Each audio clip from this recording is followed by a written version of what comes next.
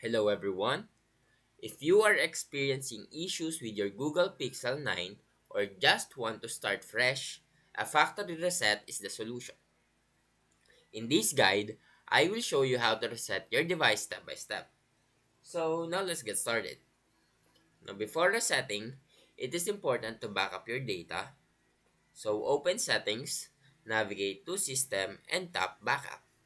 Ensure all your important data like photos, contacts, and apps is saved to Google Drive or another backup service. Next, go to Settings and scroll down to the System section.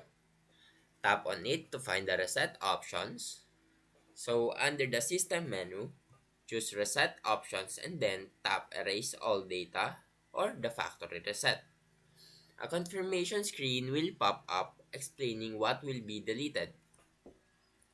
Now, if you are sure about resetting, tap Erase all data. You might need to enter your PIN or password to proceed. The reset process will begin shortly after.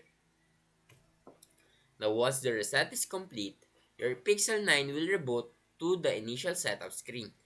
From here, you can restore your backup or set it up as a new device. And there you have it, a complete factory reset for your Google Pixel 9. Now, if you found this video helpful, please leave a like and subscribe.